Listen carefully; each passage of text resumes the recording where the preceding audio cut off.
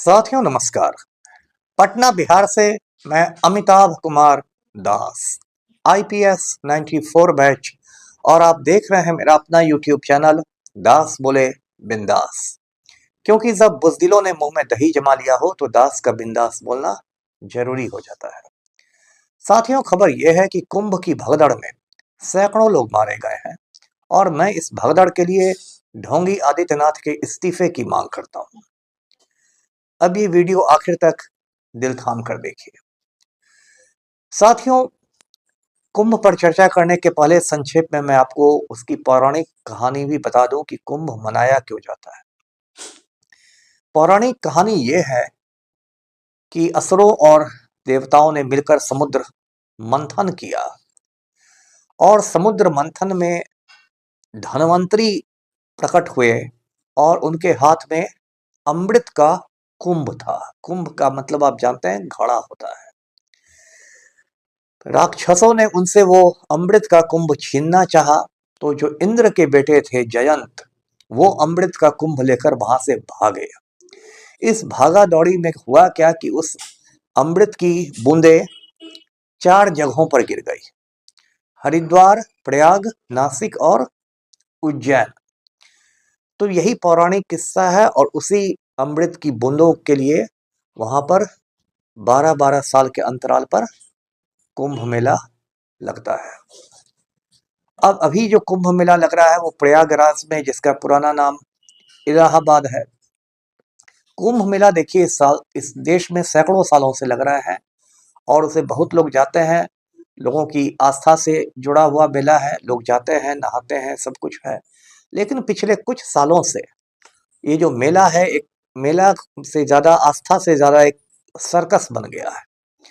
मतलब वो political circus भी बन गया है और व्यवसायीकरण भी उसका हो गया है और हजारों करोड़ का उसका बजट हो गया है और एक अजीबोगरीब चीज कुल मिलाकर हो गई है।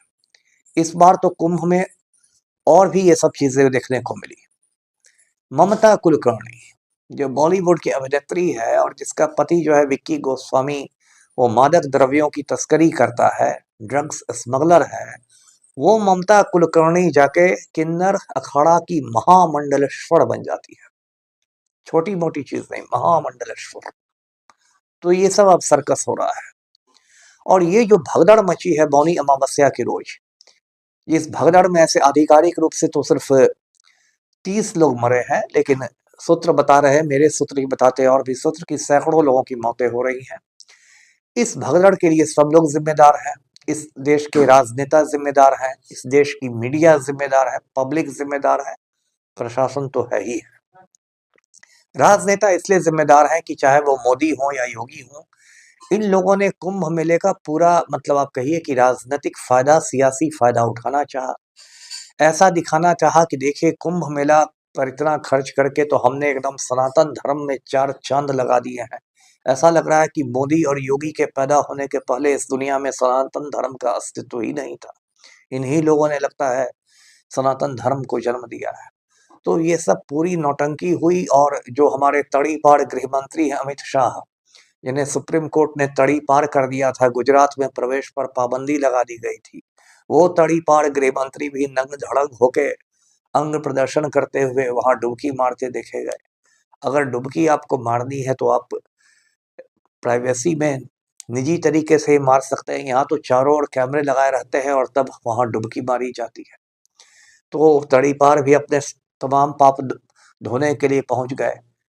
2027 में 2 साल बाद यूपी में विधानसभा चुनाव है तो आदित्यनाथ ने भी जोर लगा दिया कि इसी कुंभ के बहाने कुछ हिंदू वोट बैंक में सिंधमारी कर दी जाए। मोदी जी तो लाल टपकाते ही रहते हैं vote bank, Hindu vote bank के लिए।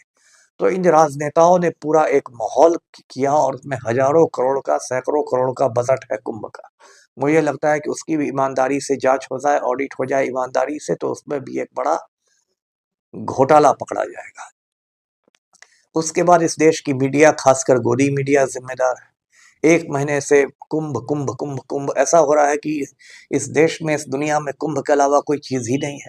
कोई चैनल दिखा रहा है कि 400 सालों में ये दुर्लभ संयोग बन रहा है, कोई चैनल दिखा रहा है 500 साल में दुर्लभ संयोग बन रहा है, कोई कह रहा है 600 साल में दुर्लभ सहयोग, यहाँ पर डुबकी मारी है, वहां डुबकी मारी। अब बताइए, भगदड़ मच गई तो कहाँ है?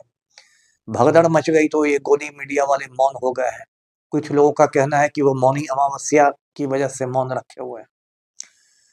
ठीक है, इस देश की पब्लिक भी मैं कहता हूं कि दिमाग से पैदल ही है। हिंदुस्तान की पब्लिक पब्लिक भी बिल्कुल, जिसको बोलचाल की भाषा में भेड़िया धसान कहते हैं या भेड़ चाल कहते हैं, उसमें रहती है।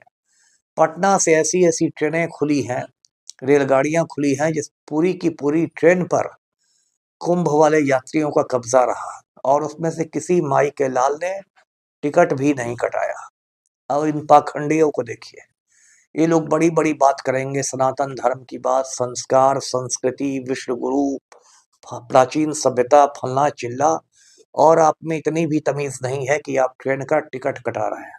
आप बेटिकट होके यात्रा कर रहे हैं। ये विशुद्ध गुंडई और लंपटाई है, क्योंकि जिन लोगों का प्रॉपर टिकट था वही ट्रेन में नहीं चढ़ सके।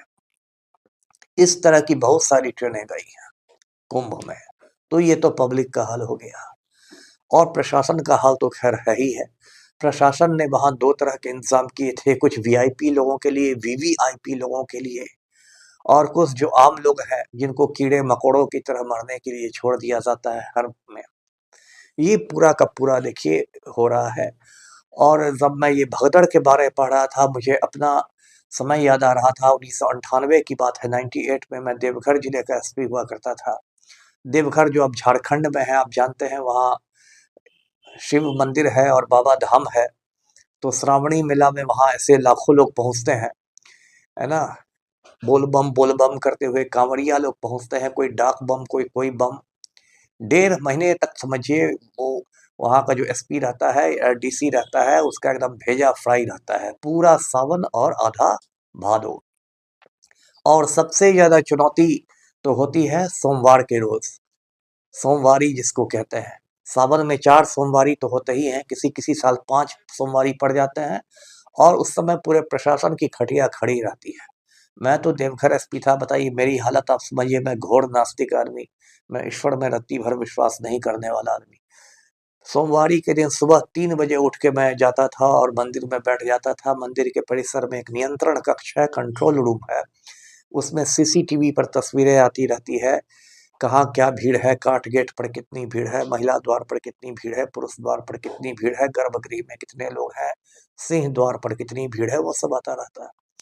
सोमवारी के दिन सुबह 4 बजे से इतनी भीड़ लग जाती थी, जो मेन गेट है जिसको सिंह द्वार कहते थे, कि हम लोग टेंशन में रहते थे। मैं तो टेंशन में रहता था कि भाई इसमें ये द्वार टूटेगा, कब भगदड़ मचेगी, और एक छोटी भी चूक होगी तो 1 मिनट में 50 मरे 100 घायल हो जाएगा, उसको कोई नहीं रोक सकता है। ये स्थिति रहती है। और इस देश में तो भगदड़ और समारोहों का समझिए एक चोली दामन का रिश्ता है। अभी 2-3 महीने पहले आपको याद होगा, यूपी के ही हाथरस में एक भगदड़ मची थी, उसमें 125 लोग मरे थे, ज्यादातर महिलाएं मर गई थी। कोई ढोंगी बाबा थे, प्रवचन दे रहे थे। जब प्रवचन दे के गए तो उनकी गाड़ी का चक्का से जो धूल उड़ती है, लोग धूल को तिलक लगाने लगे धूल का, उसमें भगदड़ मच गई। लेकिन फिर भी इस देश के लोग सुधरने वाले नहीं। एक पगला आदमी है बागेश्वर बाबा। बागेश्वर बाबा कहता है कि जो लोग मर गए कुंभ में, उनको तो समझिए मोक्ष की प्राप्ति हो गई। तो यदि ऐसा ही है तो खुद बागेश्वर बाबा क्यों नहीं मर जाता है कुंभ में, उसको भी मोक्ष की प्राप्ति हो जाएगी। तो दूसरे की मौत पर ज्ञान बांटना बहुत अच्छा होता है, लेकिन अपनी मौत से हर कोई डरता है। वही हाल बागेश्वर बाबा का है।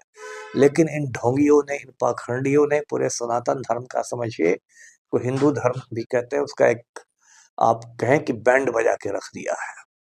और ये ढोंगी आदित्यनाथ तो दिखाता है कि इतना ज्यादा कुशल प्रशासक है, ऐसे है वैसे है। गोदी मीडिया में इसका पूरा भौकाल है कि बुलडोजर बाबा है, बुलडोजर बाबा है। कितनों को इसमें भावी प्रधानमंत्री की छवि दिखाई देने लगती है। ये आदमी तो बुरी तरह फेल कर गया है। और ये जितनी मौतें हुई हैं, सभी मौतों का यदि एक आदमी सबसे ज्यादा जिम्मेदार है तो वो योगी आदित्यनाथ है, जिसको मैं ढोंगी आदित्यनाथ कहता हूँ। जिसका असली नाम है अजय सिंह बिष्ट, जिसका लंबा चौड़ा आपराधिक इतिहास था, और जिसने मुख्यमंत्री बनने के बाद अपने ही ऊपर लगे हुए मुकदमों को वापस ले लिया। ऐसा हिंदुस्तान में ही संभव है कि कोई गुंडा मवाली मुख्यमंत्री बन जाए और फिर अपने ही ऊपर लदे हुए मुकदमों को वापस ले ले।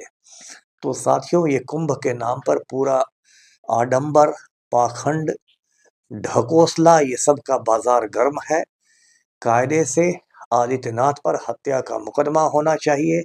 जो लोग कुंभ मेला चलाने के जिम्मेदार हैं, सबको कटघरे में खड़ा होना चाहिए। वीडियो यहीं तक था। वीडियो को लाइक करें, शेयर करें, चैनल को सब्सक्राइब कीजिए। धन्यवाद। जय हिंद।